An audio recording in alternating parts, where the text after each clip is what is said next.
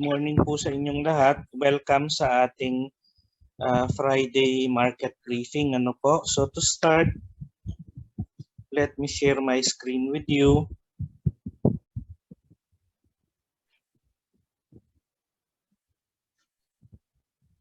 Ayan po.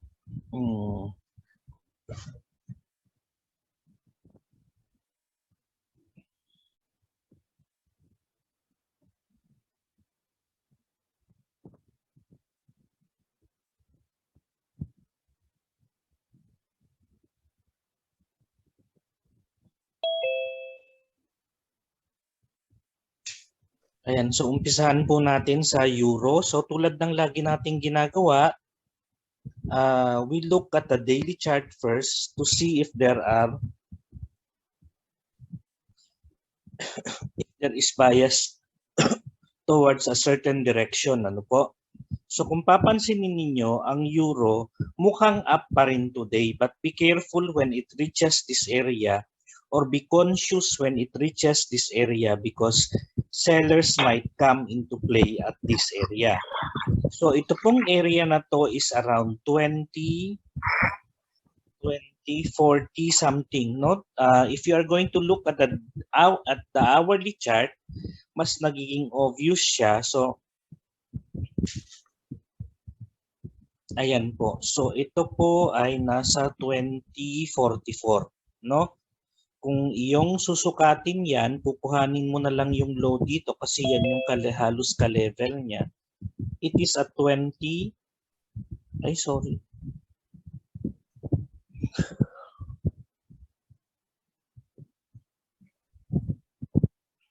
Ito yung halos niya, yung low nito or open nito. It is 2046.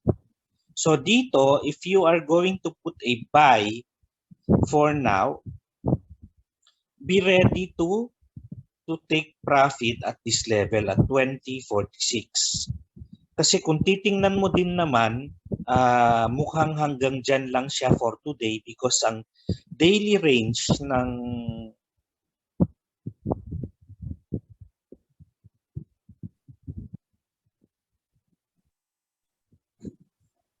ang ATR ng euro is nasa 70 pips. Ano po ang daily niya? Ayan, nasa daily tayo.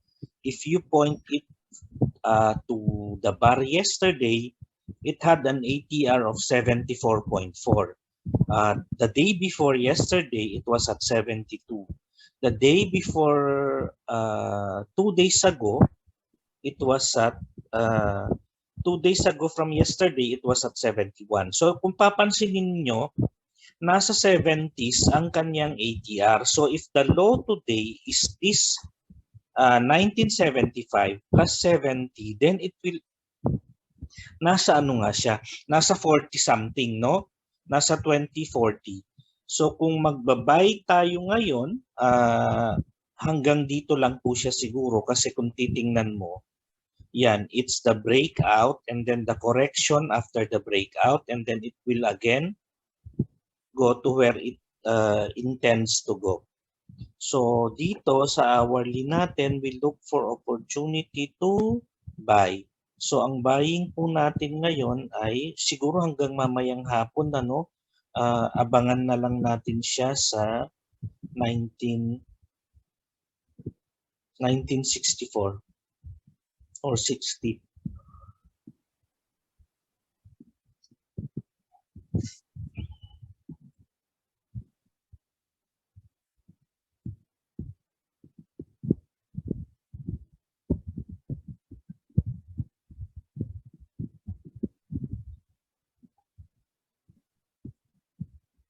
Pwede din po kasing dito ang buying ngayon sa 1975.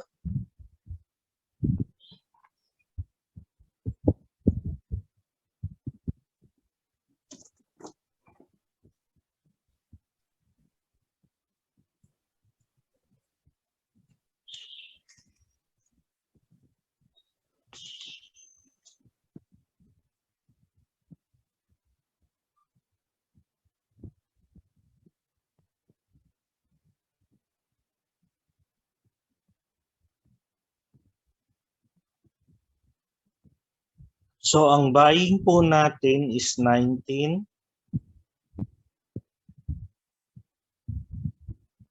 19.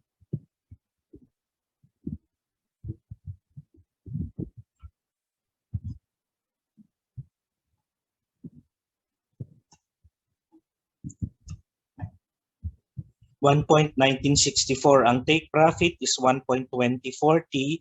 Yun po ay galing po yan dito po. Yan. So yung cut loss natin is 1932, which is 32 pips away from the entry price.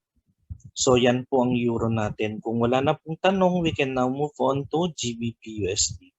Ang GBP USD naman natin, we are expecting it to correct up to at least, no? This price level hanggang mamayang hapon at 39.64 kasi paakyat pa rin po naman po ang GBP. Pero hanggang, ang tinitingnan lang natin is hanggang saan? Ito lang, hanggang dito lang. Hanggang 42.41. For now, ha? Hanggang dito lang. Pero if the trend is supposed to be maintained, it should go higher than this one. So it should go at least around 1.382 higher than this one. So ito po, ang tinitingnan muna natin for now is hanggang dito lang muna. So we will put our buying at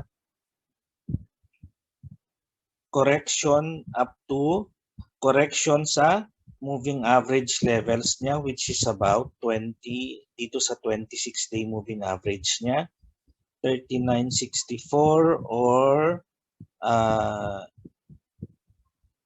mukhang hanggang mamayang hapon, ano, so mukhang mas ito ang dadapuan niya hanggang mamayang hapon because if it is starting to slow down, if it is gearing up to slow down upon hitting this level, then dito po siya magko-correct, 39.40. So 39.40, tama ba to?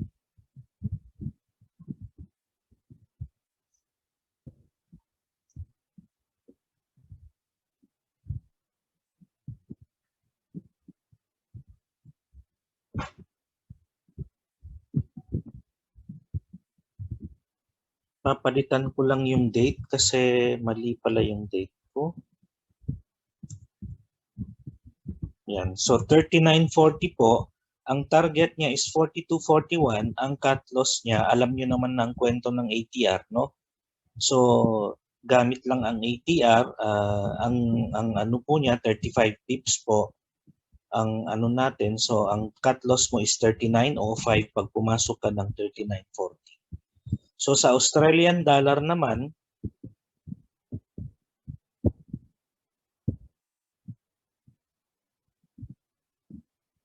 mukhang pataas pa rin naman.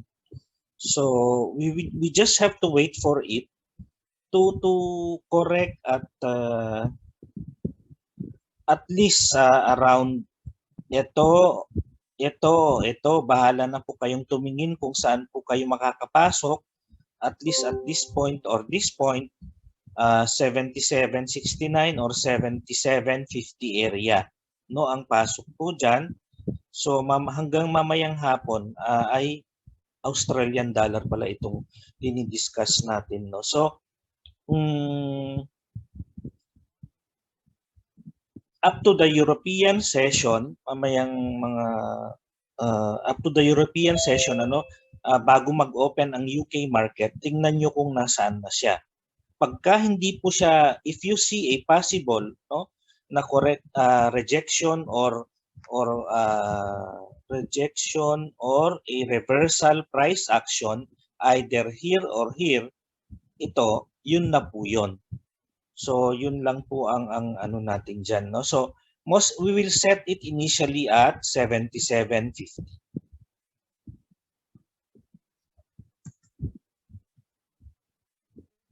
Yan po. So we will set it initially at 77.50, which is your 50-day moving average. Yan. So, buying po tayo dyan. Bakit lagi kong ginagamit ang moving average?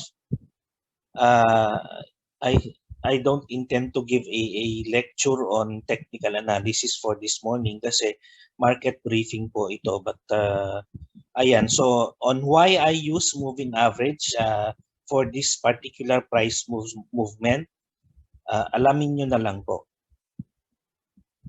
Ayan, dito no. So,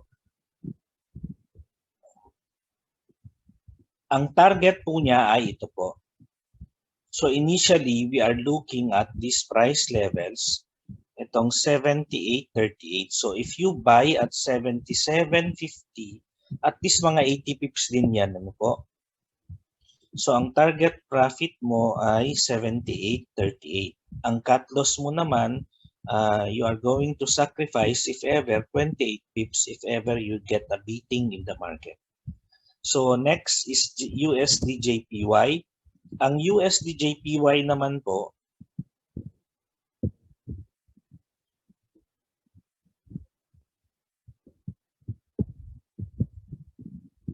kung nakikita nyo, nagko-consolidate na siya ng ilang oras. Ano? So medyo mahaba-haba yung kanyang consolidation na. It is actually forming a rectangle formation. So ito yung rectangle formation mo. Ito yan dito.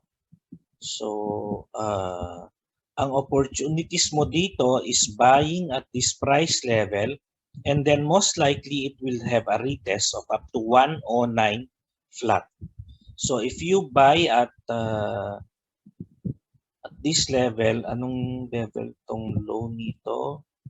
The low is 108.30. Parang ang lalim. Nasa gitna po kasi siya, kaya sinasabi ko na malalim na kasi you have to wait. Aantayin mo kung either lalapit uli siya dito sa 108, ano bang level to? 108.35 na yan, or lalapit siya dito kasi this is where we expect it to make a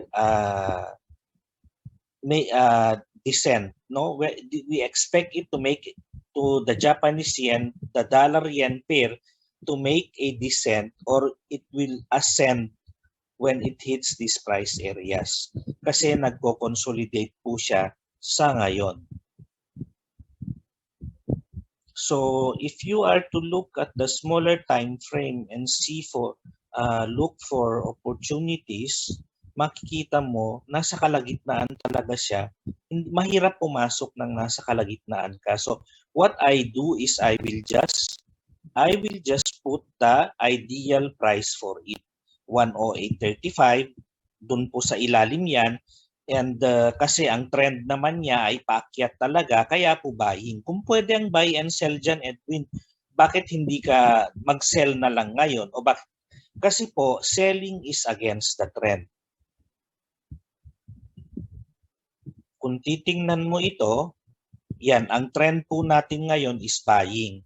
So wala pong problema yan kung magbabuying ka at biglang lumagpas yan ng 109, ayos lang kasi profit ang pinag-uusapan dyan. The danger here is if you sell, kung sinasabi mong pwede namang mag-sell kasi nagre-range lang siya for now, di ba? Kung nag-sell ka dito at nag-take effect yung prevailing trend mo, mapag-iiwanan yung selling mo. Yun po ang sinasabi ko. Kaya it is not advisable to trade against the trend. So kung wala na pong tanong dyan, ang target 109, ang cut loss mo is 26 pips based on ATR, ano po? So kung wala na pong tanong, we can now go to gold. Ang gold naman ay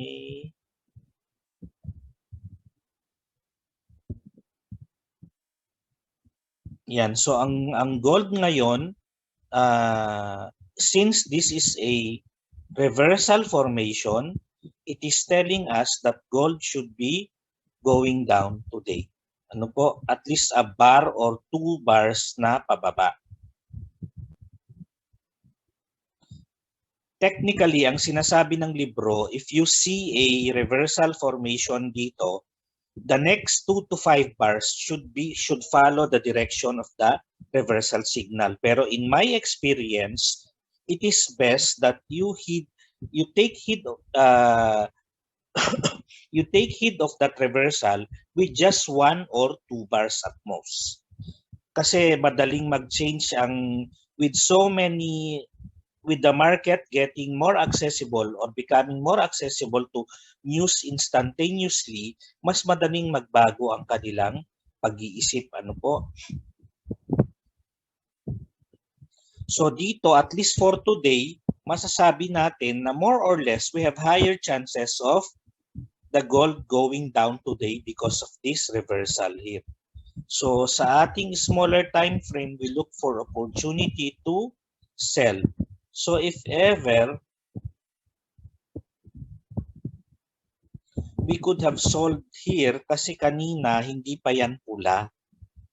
Nung ginagawa ko yan, yan, nasa 1728 ang presyo. 1728 is around.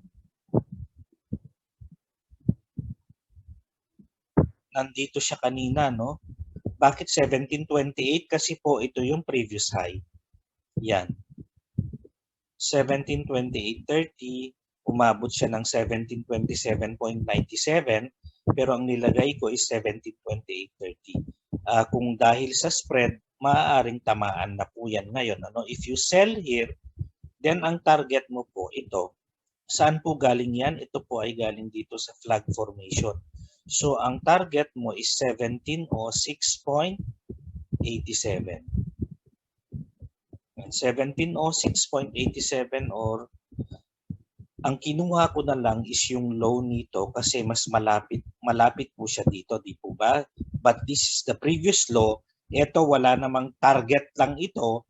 Maaaring nagkamali ako ng konti, lumagpas ako ng pagkakalagay. So it is more prudent that you get yung pre-established lows ng based on the previous price action. So the low here is 1708.18. 1708.18, ang cut loss mo is 1738.30. $10 po. So kung wala na pong question, we can now go to Forex news.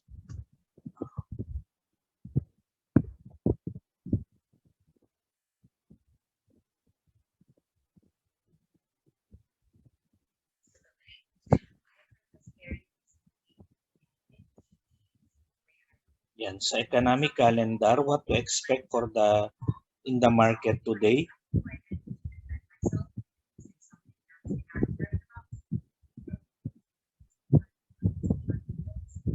So we have inflation data coming from the Eurozone, specifically from Germany.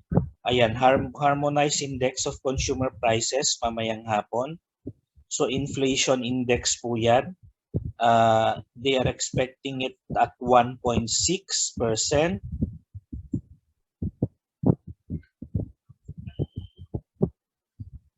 Tapos mamayang gabi, halos wala naman na po, no? Wala nang pula.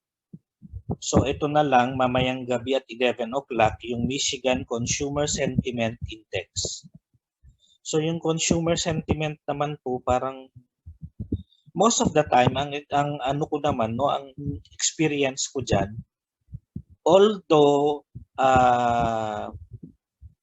pula siya, there are lots of instances when the market just parang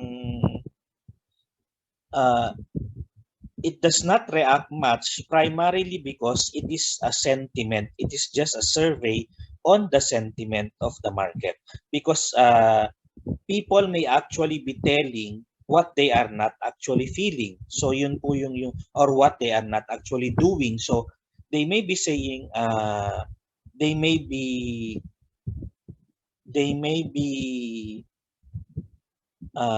positive, they might have positive outlook on the market, but their actions are negative towards the market. So yun po yung yung yun po ang isang pitfall ng mga survey sa sentiment, ano po.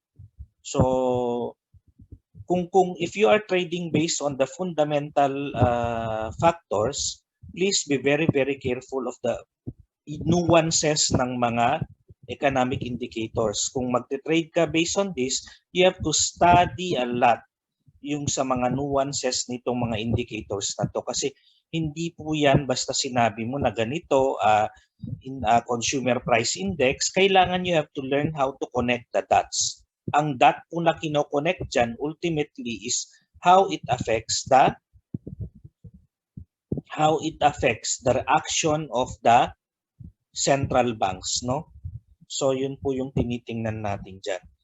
So kung wala na pong tanong dyan, that's it for this Friday morning, and hope to see you all again next week for our regular market briefings po.